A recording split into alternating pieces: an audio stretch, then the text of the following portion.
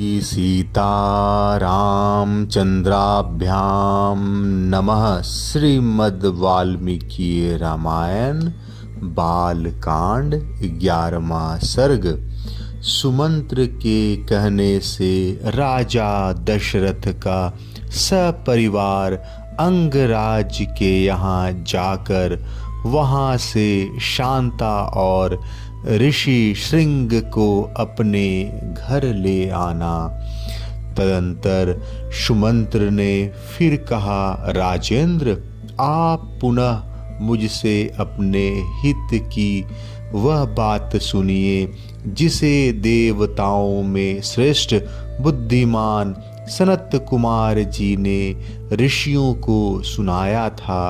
उन्होंने कहा था, इक्ष्वाकु वंश में दशरथ नाम से प्रसिद्ध एक परम धार्मिक सत्य प्रतिज्ञ राजा होंगे।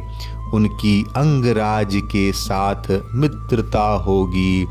दशरथ के एक परम सौभाग्यशालिनी कन्या होगी जिनका नाम होगा शांता। अंग देश के राजकुमार का नाम होगा रोमपाद। महायशस्वी राजा दशरथ उनके पास जाएंगे और कहेंगे, धर्मात्मन, मैं संतानहीन हूँ। यदि आप आज्ञा दे तो शांता के पति ऋषि श्रृंग मुनि चलकर मेरा यज्ञ करा दें। इससे मुझे पुत्र की प्राप्ति होगी और मेरे वंश की रक्षा हो जाएगी। राजा की यह बात सुनकर मन ही मन उस पर विचार करके मनस्वी राजा रोमपाद शांता के पुत्रवान पति को उनके साथ भेज देंगे। ब्राह्मण ऋषि श्रृंग को पाकर राजा दशरथ की सारी चिंता दूर हो जाएगी और वे प्रसन्न चित्त होकर उस यज्ञ का अनुष्ठान करेंगे। यश की इच्छा रखने वाले धर्मज्ञ राजा दशरथ हाथ जोड़कर द्विज श्रेष्ठ ऋषि श्रृंग का यज्ञ पुत्र और स्वर्ग के लिए वरण करेंगे तथा वे प्रजापालक नरेश उन श्रेष्ठ ब्रह्मर्षि से अपनी अभिष्ट वस्तु प्राप्त कर लेंगे। राजा के 4 पुत्र होंगे जो अपरमेय पराक्रमी वंश की मर्यादा बढ़ाने वाले और सर्वत्र विख्यात होंगे। महाराज, पहले सत्ययुग में शक्तिशाली देव प्रवर भगवान सनत कुमार जी ने ऋषियों के समक्ष ऐसी कथा कही थी। पुरुष सिंह महाराज, इसलिए आप स्वयं ही सेना और सपरिवार सवारियों के साथ अंग देश में जाकर मुनि कुमार ऋषि श्रृंग को सत्कार पूर्वक यहाँ ले आइए।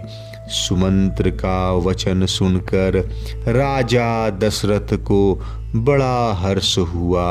उन्होंने मुनिवर वशिष्ठ जी को भी सुमंत्र की बातें सुनाई और उनकी आज्ञा लेकर रनिवास की रानियां और मंत्रियों के साथ अंग देश के लिए प्रस्थान किया, जहाँ विप्रवर ऋषि श्रृंग निवास करते थे। मार्ग में अनेकानेक वनों और नदियों को पार करके वे धीरे धीरे उस देश में पहुँचे जहाँ मुनिवर ऋषि श्रृंग विराजमान थे। वहाँ पहुँचने पर उन्हें द्विज श्रेष्ठ ऋषि श्रृंग रोमपाद के पास ही बैठे दिखाई दिए। वे ऋषि कुमार प्रज्वलित अग्नि के समान तेजस्वी जान पड़ते थे तदंतर राजा रोमपाद ने मित्रता के नाते अत्यंत प्रसन्न हृदय से महाराज दशरथ का शास्त्रोक्त विधि के अनुसार विशेष रूप से पूजन किया और बुद्धिमान ऋषि कुमार ऋष्यशृंग को राजा दशरथ के साथ अपनी मित्रता की बात बताई। उस पर उन्होंने भी राजा का सम्मान किया। इस प्रकार भली भांति आदर सत्कार पाकर नरश्रेष्ठ राजा दशरथ रोमपाद के साथ वहाँ 7-8 दिनों तक रहे। इसके बाद वे अंगराज से बोले, प्रजापालक नरेश, तुम्हारी पुत्री शांता अपने पति के साथ मेरे नगर में पदार्पण करे, क्योंकि वहाँ एक महान आवश्यक कार्य उपस्थित हुआ है।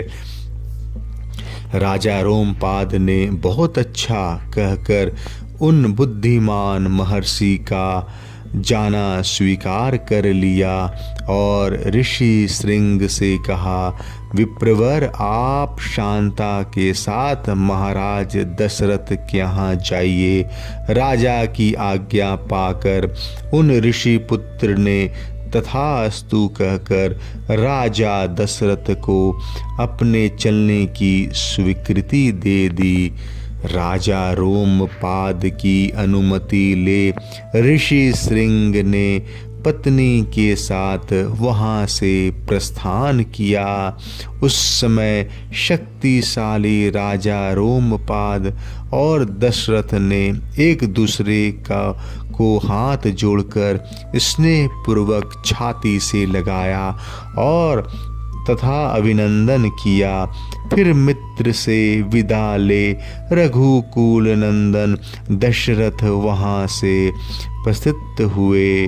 उन्होंने पूर्ववासियों के साथ अपने शीघ्रगामी दूत भेजे और कहलाया कि समस्त नगर को शीघ्र ही सुसज्जित किया जाए, सर्वत्र धूप की सुगंध फैले, नगर की सड़कों को झाड़ बुहार कर उन पर पानी का छिड़काव कर दिया जाए और तथा सारा नगर ध्वजा पताकाओं से अलंकृत हो। राजा का आगमन सुनकर पूर्ववासी बड़े प्रसन्न हुए। महाराज ने उनके लिए जो संदेश भेजा था उसका उन्होंने उस समय पूर्ण रूप से पालन किया। तदंतर राजा दशरथ ने शंख और दुदंबी आदि वाद्यों की ध्वनि के साथ विप्रवर ऋष्यशृंग को आगे करके अपने सजे सजाए नगर में प्रवेश किया।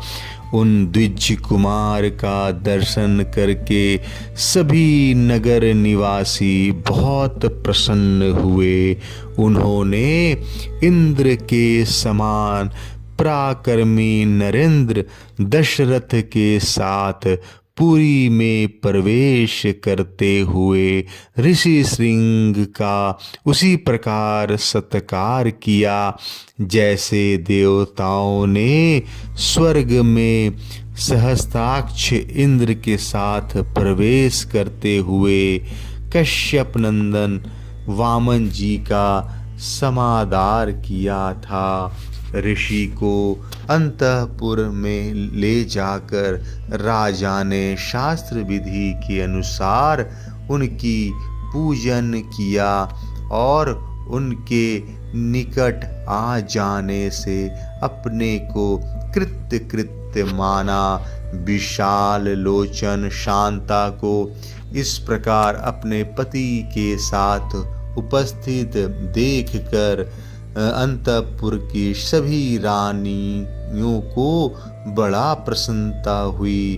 वे आनंद मग्न हो गई।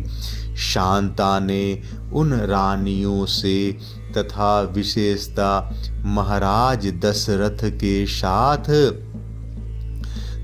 दशरथ के द्वारा आदर सत्कार पाकर वहाँ कुछ काल तक अपने पति विप्रवर ऋषि श्रृंग के साथ बड़े सुख से रही।